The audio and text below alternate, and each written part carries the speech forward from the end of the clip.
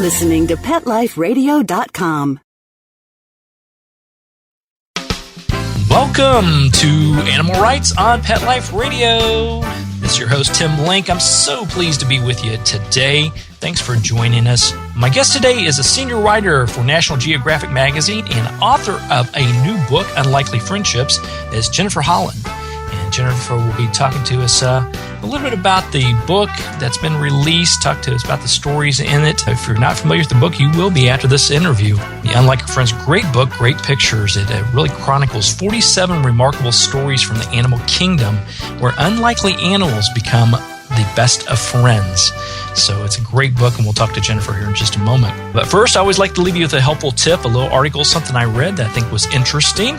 And it is summertime. We're right in the mix, and it's been very, very hot in my neck of the woods. I'm sure it has been in yours as well. So it's always important to remember those summertime tips for our furry friends. So I found some great tips to keep your pets safe this summer from the Humane Society, humanesociety.org. And let me go through a few that I thought were highlighted. Just a lot of them are common sense type things, but I think we get in a rush a lot of times as human beings, and we tend to forget what we need to do for our furry friends when they're traveling with us or when they're outside. So here's a few of those tips that I think are interesting. Of course, never leave your pet unattended in a car on a warm or sunny day, even if it's lukewarm, even if you have the windows rolled all the way down. Those temperatures can go up to above 100 degrees or more in the cars. So never leave them in the automobiles. It's not a very safe thing to do for your pet physically or for them in general. We don't want anything to happen to them or be taken away. You know, those cars can really heat up quickly, can into dangerous temperatures. And so we just want to avoid taking them with us if we're going to have to leave them in the automobiles. Secondly, when taking a dog for a walk on a hot day, plan shorter walks and try to do it during midday or early morning or later at night when the temperatures are not at their peak. And try to avoid longer walks. It's better to take them on smaller, shorter walks. I think it's better in general if you can do that than the longer walks. But definitely in the summertime, you want to avoid the afternoon hours. Look at the morning and later in the evening hours when things get a little bit cooler. And also watch their pads on those hot sidewalks. Hot sidewalks can burn the pads of a dog's paws. And so try to walk them in the grass or take them to a park if you can. Also, be sure to keep your pets up to date on their vaccinations and preventive medications. We're at the height of flea and tick season, and those fleas and ticks stay busy in warm weather, and in the summertime, it's prime time for them to come out. And, we also have to be careful of heartworms during the summertime with those mosquitoes as well. So check with your veterinarian, make sure that you've got them on the right preventive medications and plans to keep them healthy during the summertime. Also want to be aware of outdoor gardening supplies, especially we hear a lot about cocoa mulch. Cocoa mulch obviously has the smell of cocoa. It's brown. It's very pretty to have around the gardens, but it's not safe for the animals if ingested. So try to avoid the cocoa mulch. Go with some other more natural scenery, natural gardening designs and products if you can. Also watch those pesticides and fertilizers. They're full of all kinds of harsh chemicals. So those are just a few little tips for today. There's a whole host of them, and I encourage you to go read up on your summertime health care and plan for your animals. Tips to keep pets safe this summer. You can find out more of this information about the tips to keep your pets safe this summer by visiting my website, Animal Rights site on Pet Life Radio. Go to PetLifeRadio.com, click on the Animal Rights icon, and we'll have the link to the humanesociety.org in this particular article, as well as make sure to read and listen to everything we have on the Animal Rights site. You will not be disappointed. So those are your little tips for today. So we appreciate that. Keep your pets safe and healthy during the summertime. We're going to take a quick commercial break, but we'll come right back with Jennifer Holland. Right after these messages, you're listening to Animal Rights on Pet Life Radio. Sit. Stay. We'll be right back after a short pause. Well, 4 to be exact. Buster, you're telling me my dog food products can't go on your shelves? That's right. Didn't pass one of my Petco certified nutrition checklists. Sorry, Wayne. Who made these checklists? Geniuses. Very smart guys. Well, it's good enough for most grocery stores. Do you see cheese puffs on my shelves? Mayonnaise? Soda pop? No. That's because I ain't running no grocery store, Wayne. Your pets will get better nutrition, I guarantee it. Petco, where the healthy pets go. Enter the code LUCKY10, L-U-C-K-Y, the number 10, and get 10% off any order. No minimum at petco.com.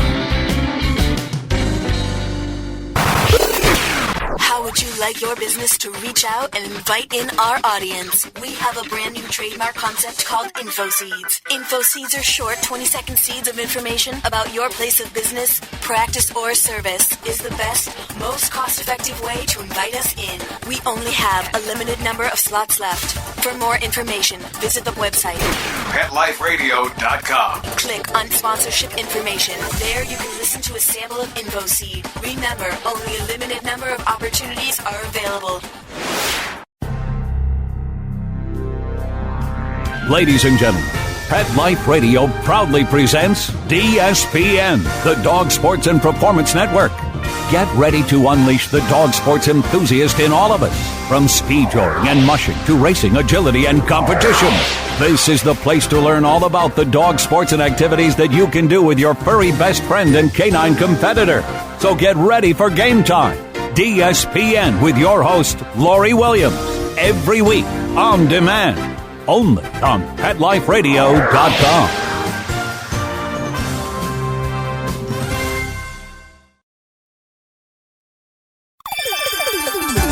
Let's Talk Pets on PetLifeRadio.com.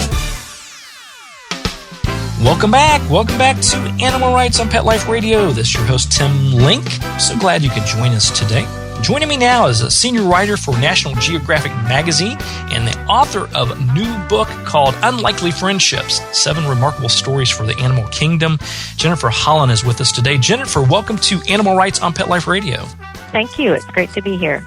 Oh, we're so pleased to have you here, and congratulations on the book. Thank you. It's a great piece, and I love these warm, heartfelt stories. And as the listeners, when you go to pick up your own copy of the book, there's beautiful, beautiful pictures in here. Just fantastic. Thank you. It really came together nicely. I'm very pleased with it. Yeah, it definitely should be. Tell us a little bit about, just give us an overview on the book and how'd you come about writing this particular book? Sure. Well, it's 47 stories, all of them true, all of them well-researched about different species getting together, usually in sort of unexpected situations, unexpected contexts that bring the animals together. And it came about actually for a lot of reasons. One, I think it was just a really good time to find a subject that is very hopeful. I think there's just so much negative stuff going on in the world, and I think people really are seeking out things that make them feel good. And just the popularity of these types of stories on the internet, it was clear to me that this would be a great sort of something to bring together. You know, if one is good, then 47 is even better. Exactly. So it was partially out of that, and it also was just for me as a writer. Normally for National Geographic, I'm writing about, from a more sort of biological evolutionary perspective. And this was a little bit more relaxed. It was kind of a fun approach to animal relationships. So it was just a lot of fun for me. It is, and I think you touched upon some wonderful underlying points. When people may first pick up the book, they'll see the beautiful pictures, as I mentioned, and the wonderful friendships between the animals you wouldn't think would be best of friends. But also those underlying points that you just mentioned, things we can learn from our animals, the way to love one another unconditionally, and how you can build those lifetime relationships out of the most unique situations. Exactly. Now, you had mentioned there's 47 stories in this particular book. How did you go about choosing the stories? Because I can imagine there's a lot more than 47 of them out there. Yeah, there are. I think there's enough for several more volumes of this at least. But I was pursuing probably as many as 90 to 100 different stories that I had either found something on the web, or somebody had sent me a photograph, or I had put out the word to zoos and contacts that I have through National Geographic looking for these types of stories, and they really sort of came pouring in from all different sides. And so I was tracking down the sources of the stories. I wanted to make sure to speak with the owner of the animal or the wildlife director, someone who had hands-on experience in each case. And then we also needed to be able to get a photograph that would go in the book. So those were sort of the factors that we were looking at to what to include. And we ended up with 47 by the time the printing closed. And we can look forward to future books. I'm hearing that already. I hope so. I'm thinking about it for sure. There's so many great ones that aren't in here that I would love to write up. So we're looking into it. Absolutely. Well, good. Keep us posted on that. I noticed on page 77 of the book, you have a wonderful story here about the lion, the tiger, and the bear. Yes. And oh my. But, it's Locust Grove, Georgia, Noah's Ark Animal Rehabilitation Center. Now, I've had an opportunity to visit them and visit with some of the animals, so I've seen this group get along extremely well together. Yeah.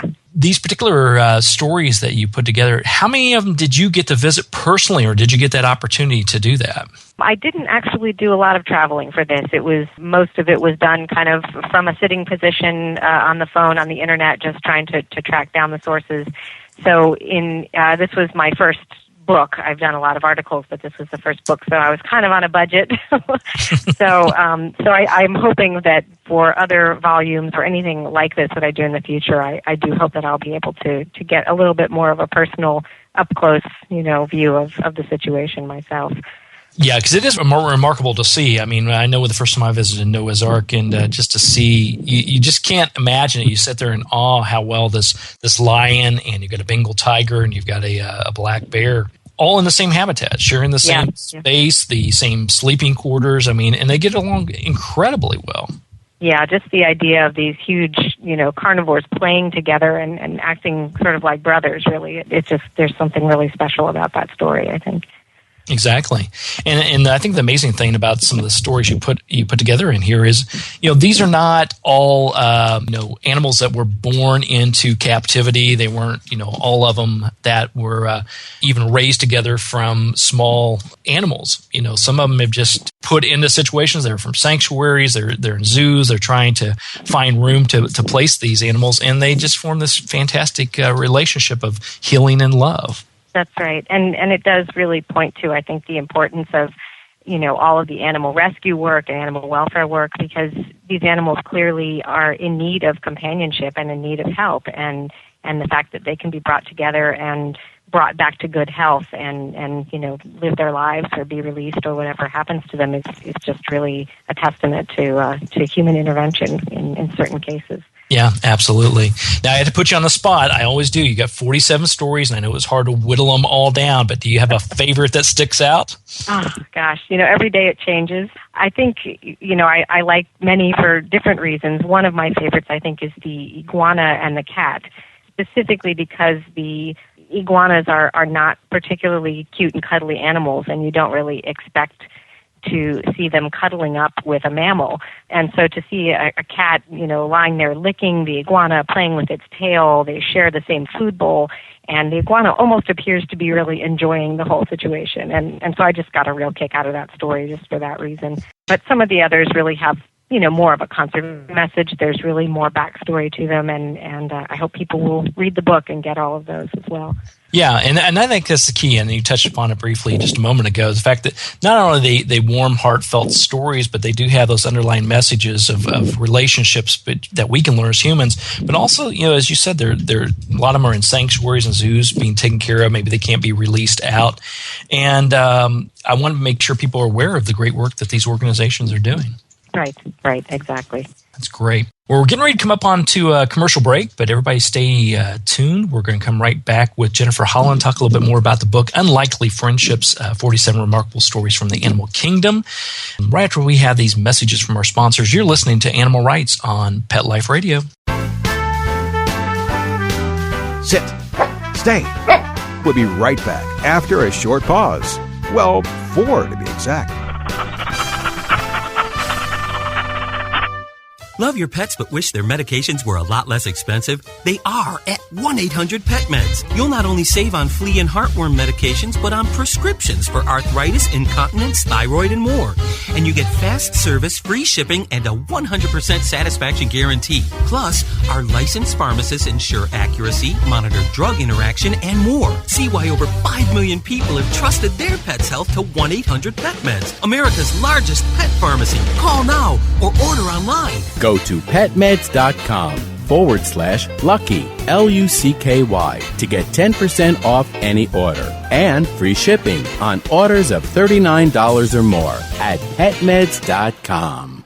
I don't make any decisions about who to hire without going to Angie's List first. You'll find reviews on home repair to healthcare, written by people just like you. With Angie's List, I know who to call, and I know the results will be fantastic. Angie's List. that you can trust. Go to angieslist.com/rights and get 25% off any subscription. That's angieslist.com/rights. WRITES. How would you like your business to reach out and invite in our audience? We have a brand new trademark concept called InfoSeeds. InfoSeeds are short 20-second seeds of information about your place of business, practice, or service. We only have a limited number of slots left. For more information, visit PetLifeRadio.com. Click on sponsorship information. There you can listen to a sample of InfoSeed or email us at PetLifeRadio.com. Remember, only a limited number of opportunities are available. Hi, everybody. I'm Megan Blake here with my sidekick, Super Smiley, the giant mutt and spokes dog for throwaways. You're listening to Pet Life Radio, and I'd like to tell you about our brand new show, A Super Smiley Adventure. Our show explores adventures with animals. They can be traveling, out in the world trips, or inner journeys where our animals lead us to inspiration and self-discovery, or just plain fun adventures. Join us here on Pet Life Radio on A Super Smiley Adventure. Good boy. Let's talk pets. Let's talk pets On Pet Life Radio. Pet Life Radio. PetLifeRadio.com. Welcome back. Welcome back to Animal Rights on Pet Life Radio. We're here with Jennifer Holland, talking to her about her new book, Unlikely Friendships. Now, Jennifer, make sure everybody's aware you are a science writer for National Geographic Magazine. That's correct. Now, some of the stories that I know you mentioned in the book, in your bio when we were talking about the book, said some of the stories may be explained by scientific explanations, but others are more unexpected. Can you elaborate on that a little bit more? Maybe some of them that are a little bit more unexpected? Sure. Well, I think the important thing is that, there certainly are cases in which one animal is maybe abandoned or loses its parents for some reason, and it's really sort of seeking a parental relationship, or there may be an animal that has lost its babies or that has recently given birth and so is kind of in a maternal sort of role. And when these animals come together, it's a little less surprising perhaps that, maybe a dog would nurse a squirrel or something like that when the dog has recently given birth to her own pups. But then you have stories in the wild occasionally, and probably much more often than we know, where a predator will take in one of its prey animals, and instead of killing it, will treat it in some ways like its own offspring. And some of those, I'm sure, end badly, but there are a couple of stories in the book where we don't see any sort of aggression toward the animal by the predator, and it's really just fascinating. And you just wonder what was going on there with those animals, and why did that relationship take place? It just raises a lot of mysteries. It's really interesting. Absolutely. And, I think it lends to the fact that each animal is unique. They all have their own personalities, just like humans do. And though as a species, they may act a certain way, and that can be explained scientifically. But the other ones you can't explain. And I think it does lend to the fact that they're all unique. They all have their own personalities. Right, and that they really do have emotions, that are very similar in many ways to what we have, and they may experience them differently, but certainly there is a correlation there. Absolutely. Now, if you had to pick a lesson that you've learned, or some lessons that you've learned from putting together the stories for Unlikely Friendship, what would they be? I think a big lesson is perhaps an obvious one, but just that, here you have these animals that really have no reason to connect with one another in some cases, that seem to overlook their differences and just put aside, some sort of expected behaviors and instead treat one another with care. And I think that's a big lesson for humans, of course. We should be more accepting of one another and just treat each other right. And also I think it can help us to look at how we treat animals and to see them in these contexts where they're really showing emotion and showing gentle behavior and caring toward one another. We need to treat animals with the same respect that they're treating each other in this book. Yeah, very good lesson. I think it's a good takeaway. There, as we mentioned before, there's a lot of good takeaways from the book. And when you first pick it up, you think, oh, it's going to be this really lovely, nice, warm book. But there's those underlying messages that sort of get you to think, we really should be learning from the animals every day. Right. I agree. Now, you've written and published many articles for National Geographic, and I'm assuming other places as well. How's that process of writing the articles and the essays different from the process of writing and putting together a book to be published? Well, that's a good question. The magazine articles, they sort of have a beginning and an end that comes up a little more quickly. You sort of have to, be newsy, and you're sort of turning something around relatively quickly, although National Geographic has a longer lead time than most magazines. But for the book, it was, kind of a longer process. I was able to really dive in to this subject and to find these people and to really get their stories and be given the space to kind of spread out and tell this many stories in one place. And just a whole different experience with different editors, and it was a lot of fun. It was a great experience just to kind of do something different. And I hope to do something similar in the future. I really enjoyed the experience. Yeah, absolutely. If you don't mind me asking, what was the length of time from the concept to actually having the book in your hand?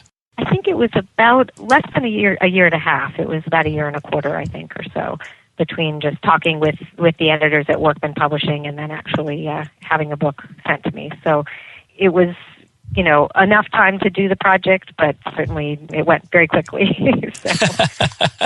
That's the thing I've found about publishing books compared to maybe articles, and the fact that, that time frame, it does go by very quick, but before you know it, a year and a half, 2 years have passed. And from the time you actually came up with the concept, got it down, in writing, and then actually got it to the publishing process. Yeah. So for the writer, it's definitely a lot quicker. The time seems to fly, but for everyone else waiting for your next book, that's it seems to drag out a little bit more. At least I find it. Exactly.